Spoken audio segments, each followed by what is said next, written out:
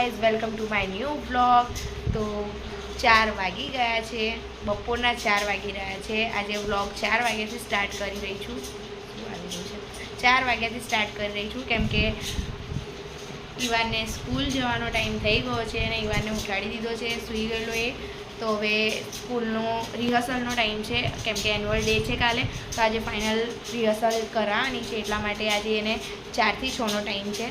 તો ઈવાન રેડી થઈ ગયો છે. ઈવાન બતાવો તો રેડી. 2 minutes later. બાલ બનાવવાના છે તો બાલ બનાવી દઈએ. પ્રોપર રેડી થઈને બતાવીએ કે ઈવાન રેડી થઈ ગયો છે સ્કૂલ જવા માટે. અને ઈવાનને આજે મૂકવા માટે કોઈ છે નહીં, પણ કંઈ તો અરેન્જમેન્ટ કરું છું. દેખીએ. सीधे हो जा, ज्यादा मेहनत मत कर, सीधे रे. 2 hours later. તો બસ હવે થોડી જ વારમાં ડીમાર્ટ જઈએ છીએ. સાંજ પડી ગઈ છે, ચા નાસ્તો પણ થઈ ગયો છે. યાર વાળ બહુ બગડી ગયા છે, બહુ જ ભૂખરા વાળ થઈ ગયા છે, જેને લીધે છૂટા પણ નહીં રાખી શકતા આપણે. તો બસ હવે હું એ વારના ડેડીને ફોન કરી દીધો છે કે હવે ડીમાર્ટ જવાનું છે, એટલે હવે થોડા ટાઈમમાં નીકળીએ. 7:30 થઈ રહ્યા છે. બસ હવે થોડા ટાઈમમાં નીકળીએ. ઘરનો થોડો સામાન લેવાનો છે અને કાલે ઈવાનનું એન્યુઅલ ફંક્શન છે, એના માટે પણ થોડી શોપિંગ કરવાની છે. એના સોક્સ ને એ બધું લેવાનું છે અને થોડું સ્નેક્સ પણ આપવાનું છે. ત્યાં કોરો નાસ્તો આપવાનો છે, તો એ પણ બહારથી લઈ લઈશું. તો મળીએ ડીમાર્ટમાં. 1 hour later. હેલો ગાઈઝ, તો ડીમાર્ટથી આવી ગયા છે અને સામાન લઈ આવ્યા છે.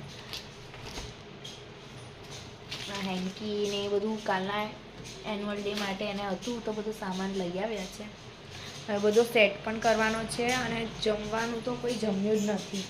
જમવાનું પણ હું ખીચડી શાક પણ બનાવી દીધું છે, કોઈ જમ્યું નથી અત્યાર સુધી. બસ જમવાનું ટાઈમ તો ઓવર થઈ ગયો છે, પણ જસ્ટ હમણાં જ આવ્યા છે. તો હવે થોડી વાર બેસું. ઈવાન અને ઈવાનના ડેડી ગયા છે ઘરે જમવા માટે એમના. હવે થોડી વાર બેસું અને સોચું. ડીમાર્ટમાં બ્લોગ શૂટ કરવાનું બહુ જ ટ્રાય કર્યું, પણ એટલી પબ્લિક હતી, એટલી ભીડ હતી. अच्छा, हमको सिखा रिया है. ફ્રાઈડે છે તો પણ એટલી ભીડ હતી કે એક જગ્યા પણ એવું નહોતું કે 1 માણસ 2 માણસ 5 માણસ હોય, કોઈને એકદમ ગીચાગીચ પબ્લિક હતી.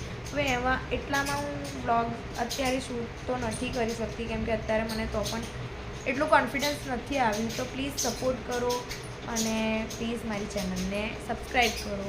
તો આજનો બ્લોગ અહીંયા જ હું એન્ડ કરું છું કેમ કે બહુ જ થાકી ગઈ છું. મળીએ કાલના બ્લોગમાં.